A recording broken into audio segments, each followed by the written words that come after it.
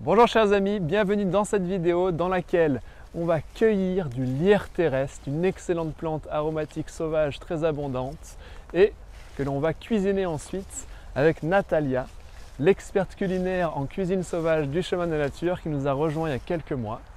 Voilà, le Chemin de la Nature, on est un organisme de formation qui propose du terrain pour apprendre à cueillir, cuisiner et se soigner avec les plantes, mais aussi à cueillir les champignons et les manger.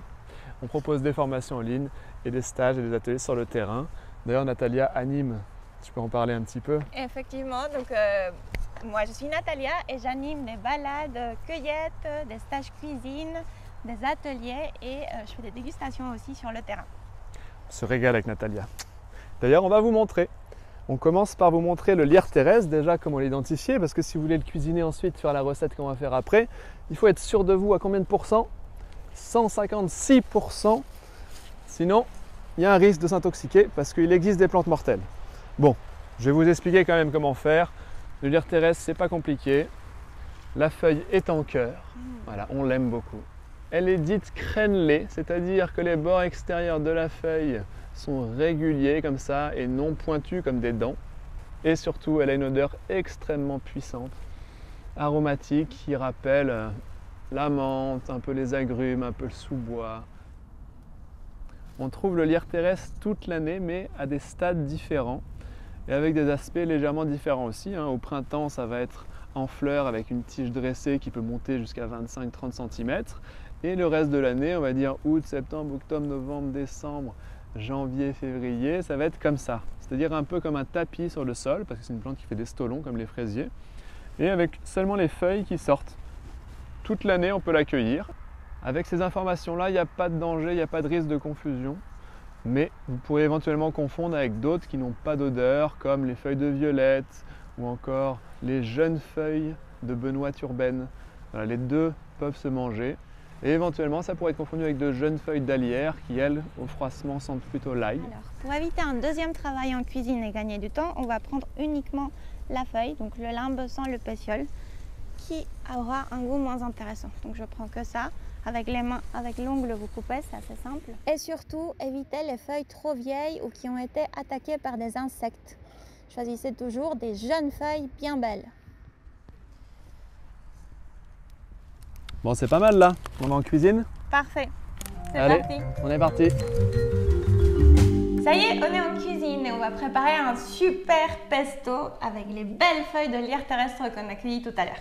Donc pour ça, on a besoin d'ingrédients très simples, c'est vraiment une recette très facile à la portée de tout le monde. Donc on a besoin de lierre terrestre, huile d'olive, graines de tournesol ou un autre oléagineux de votre choix, du jus de citron, un peu de sel et du poivre. Voilà, tout simple, on va mixer tout ça et on ajoutera une petite variante sympa en torréfiant les graines de tournesol. C'est parti? C'est parti. Donc, première étape, pourquoi on va torréfier les graines de tournesol? La torréfaction permet, donc ça va colorer les graines, ça va rajouter des arômes très sympas et ça va révéler des goûts. Donc notamment avec le lierre terrestre, c'est un mélange qui est très chouette, vous pouvez le faire sans, mais c'est quand même plus gourmand avec les graines de tournesol torréfiées. Là, il faut que la poêle soit très chaude, donc on met température max, pas de matière grasse, on verse. On surveille. On surveille. Donc là, elles sont pas mal. Donc pour des petits oléagineux comme les graines de tournesol ou le sésame, donc ça va être à la poêle. Et sinon, vous pouvez faire ça au four pour des noisettes ou des noix. Allez, c'est parti. On va vider ça là-dedans. Hop. Ça sent les pop-corn un peu. Donc, on a nos graines de sésame torréfiées. Et là, on va tout mixer. Donc au blender. Alors quelques mots sur le lierre terrestre avant de démarrer la recette. Le lierre terrestre, c'est une plante qui est délicieuse en sucré et en salé aussi. Elle se marie super bien avec les fruits, en été avec les nectarines, avec les pêches, c'est délicieux. Et là en ce moment avec les pommes et les poires, c'est très très bon aussi. Des poêlés, pommes lierre terrestre, poires lierre terrestre, kiwi lierre terrestre, délicieux aussi, en boisson, bon, etc. En cuit, sachez que le lierre terrestre se marie très très bien avec les champignons. Donc n'hésitez pas à faire des recettes de tartes de quiche, de poêlés, champignons, lierre terrestre, c'est un délice. En tartinade, une espèce de terrine de champignons lierre terrestre aussi, c'est un délice. Donc n'hésitez pas à laisser votre créativité s'exprimer avec cette plante. Et là, on va faire un pesto, donc recette assez simple. Et le lierre terrestre apporte un côté mentholé très sympa au pesto et son arôme là qui est incroyable et unique, donc vraiment à tester. Ensuite, les graines de tournesol torréfiées qui sont toutes belles. Et pour finir, le liquide. Donc, on va verser en même temps. Si besoin, on réajuste. Voilà. Voilà, c'est le moment le plus technique. Très technique. Pincée de sel, pincée de poivre, et c'est parti. Je te laisse. Wow. On va blender. Hop. Est-ce que... Assistant Christophe. Assistant Christophe. Assistant blender surtout. Bouchez-vous les oreilles.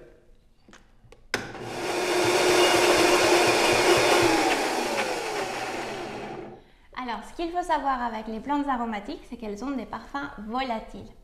Dans ce cas, quand on va mixer, il faut mixer moins longtemps et pas très fort. Donc, dès qu'on a la texture souhaitée, on s'arrête. Aussi, il faut savoir que l'huile d'olive permet de protéger ces molécules. Donc, par exemple, quand vous avez du lierre terrestre ciselé ou un pesto, l'huile d'olive va protéger ces molécules aromatiques et ça va se conserver plus longtemps.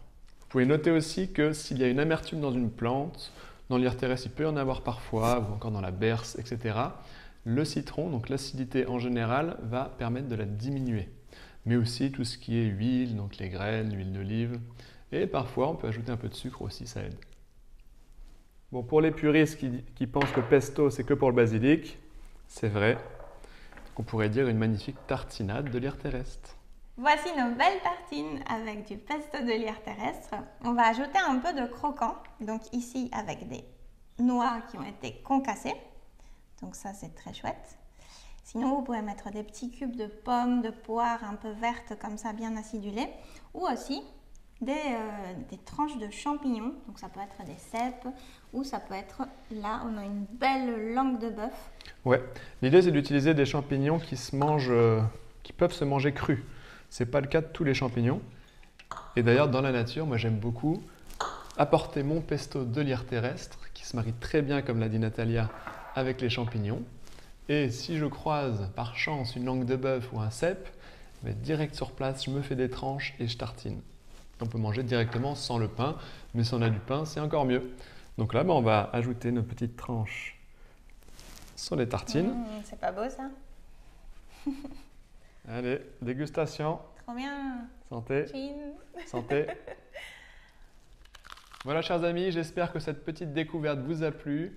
Si vous voulez approfondir la cuisine des plantes et l'identification avant, n'hésitez pas à vous inscrire à nos stages. On en a quelques-uns de programmés, mais il y en a finalement un peu tout le temps, toute l'année. Qu'il pleuve, qu'il neige, qu'il vente, il y a des plantes dans la nature, on peut les cueillir et les cuisiner. Et puis si vous voulez vraiment approfondir ces connaissances complètes sur les plantes et les champignons, on a également des formations en ligne, le lien est dans la description de la vidéo. Et puis n'hésitez pas à mettre un petit j'aime, à partager la vidéo autour de vous, ça nous soutient beaucoup. Ciao, ciao. Merci.